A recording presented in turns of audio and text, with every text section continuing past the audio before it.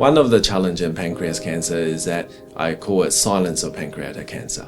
You have people like breast cancer, prostate cancer, they survive their cancer. So they are around to advocate and create a critical inertia for the support of research and ongoing improvement in the outcomes of their respective cancer. However, in the world of pancreatic cancer, they often succumb to their disease within a year or two, and as a result, their loved one continue their effort in their name, but that sustained effort is very difficult to go on when their loved one has passed away. So we've got a lot of work to do from a public campaign, from public communications and public awareness point of view, but we've also got a lot of work to do working with governments and healthcare professionals and others across the sector. So it's part of what we do. We try and take a collaborative approach and work with others.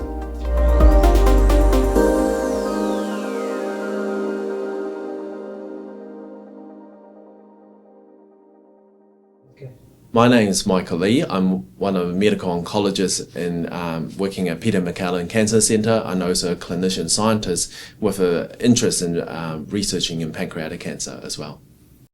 Pancreatic cancer is a disease that is increasing in incidence over time, and it's increasing about 1%. The mortality rate of this unfortunately has remained fairly stable over the years. It happens in males and female in equal parts and mostly. The incidence rate, however, is higher in males, and is about 15 per 100,000 compared to females, about 12 per 100,000. The symptoms is really around about quite non-specific, and that makes the disease hard to detect. It could be bloating, pain that you would think and misattribute to something else, and it's not infrequently majority of patients with pancreatic cancer present quite late, and they end up being an unresectable or even worse metastatic disease where the disease becomes incurable. This is really revolves around the symptoms being non-specific. There could be incidence of diabetes in the late ages, could be a very specific symptoms, but amongst the diabetes there's only less than 0.1% that turns out to have pancreatic cancer as an underlying cause for diabetes developing in their late 50s. It can also be weight loss that is unexplained, but they might have abdominal bloating that you first put off as another reason, such as reflux, heartburn, and other reasons that you may think of, and therefore leads to a delay in diagnosis. It's very rare that people present with more specific symptoms, such as they have a floaty stool, which means they're not digesting their fat. They could have other symptoms, such as becoming yellow, what we call jaundice, where they don't have any pain, but they become yellow in their skin color, in their eye white, and then becomes quite itchy in their skin, and their urine becomes quite pale. These could be non-specific symptoms that we have for pancreatic cancer. The risk factors for pancreatic cancer is mainly lifestyle factors such as diabetes, increasing weight gain, which is an increasing problem in Australia, also smoking. Unfortunately, these are very common risk factors for multiple disease, including cardiovascular disease as well. It is a lifestyle factor that can be modifiable, but often than not, lots of smokers out there, lots of other these bad lifestyle behaviors, but they don't always lead to pancreatic cancer. You have a family history that predisposes you to it, but that is a small proportion of pancreatic cancer, only about 5 to 10% that becomes a relevant risk factor. The recurrent pancreatitis, whether that be because of alcohol, high fat diet, high sugar diet, and you get recurrent attacks of pancreatitis where you have inflammation causing pancreas cancer, that's another risk factor. Unfortunately, none of that is necessarily modifiable other than for the course of alcohol intake. My name's Mark Buzza. I'm the Head of Research, Innovation and Advocacy at the Pancare Foundation. Pancare's a not-for-profit organisation that operates nationally and acts as a backbone organisation across all 5 upper GI cancers, including pancreatic cancer. And we really operate across patient support, advocacy and research. And we're just really working with others across the sector to improve outcomes, improve quality of life for patients with upper GI cancers. Pancare really operates across 3 major domains, being patient support, advocacy and investing in cutting-edge research across all 5 upper GI cancers, including pancreatic cancer, stomach cancer, esophageal cancer, biliary cancer, and liver cancer. We, on the advocacy side, we work very, very collaboratively with a lot of other organisations across government, other not-for-profits, industry, certainly medical research institutes, clinician groups, to have what we call a collective impact approach to trying to transform patient outcomes.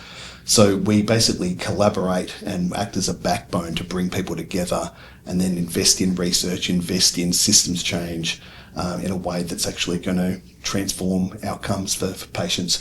What we've discovered recently, as part of some recently released Australian Bureau of Statistics data, is that upper GI cancers now, when combined, actually kill more Australians and take more lives, cancer-related deaths, than any other cancer type. And so, but there's also coupled that with very low awareness in the general population that that's actually the case. So we've got a lot of work to do from a public campaign, from public communications and public awareness point of view, but we've also got a lot of work to do working with governments and healthcare professionals and others across the sector. So it's part of what we do. We try and take a collaborative approach and work with others.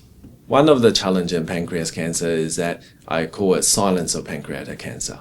You have people like breast cancer, prostate cancer, they survive their cancer. So they are around to advocate and create a critical inertia for the support of research and ongoing improvement in the outcomes of their respective cancer. However, in the world of pancreatic cancer, they often succumb to their disease within a year or two, and as a result, their loved one continue their effort in their name, but that sustained effort is very difficult to go on when their loved one has passed away, and there's so much remembrance of the trauma that you want to do, and that becomes the silence of pancreatic cancer because the patient is not here to advocate for themselves.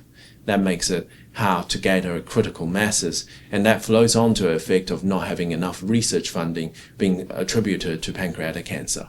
We have a roadmap that the government recognizes that we need to improve outcomes for pancreatic cancer, but it remains to be seen to reach the critical mass in research funding for us to put in a pancreas-focused driven strategy in research.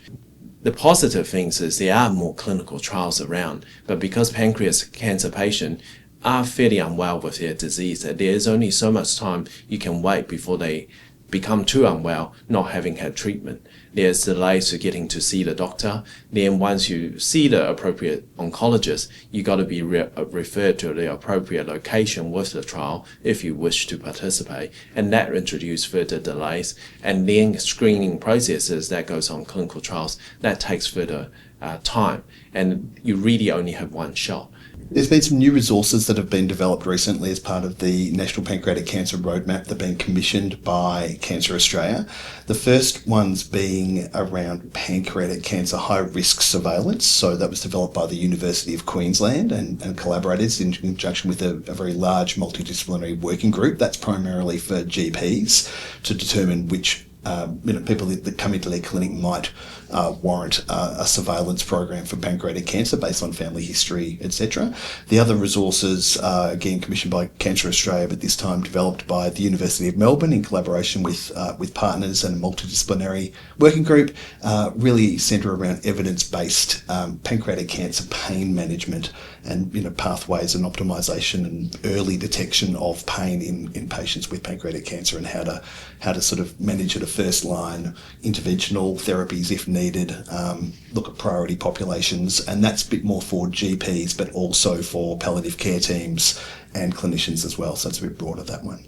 The high risk surveillance pancreatic cancer guidelines that University of Queensland developed has got a fantastic flow table, or flow chart I should say, and tables in it that really outlines exactly what should be done for different people that are coming into the primary care setting with particular mutations or particular family history, and it really very clearly, based on evidence, determines at what age people should start surveillance, or at least think about starting surveillance. So then on the palliative care and pain management side, or more the pain management side, it very, very clear modules around pain management, both at the front line and then escalating if pain persists into sort of more interventional pain management, discusses priority populations, some of the barriers to pain management, particularly for certain cultural groups, Aboriginal and Torres Strait Islander groups, particularly rural and regional patients. So it goes into some of those barriers. So yeah, some really great online modules, and we're encouraging people to come to the Pancare website, check out those modules, and sort of do them, upskill, learn, and then use it in clinical practice.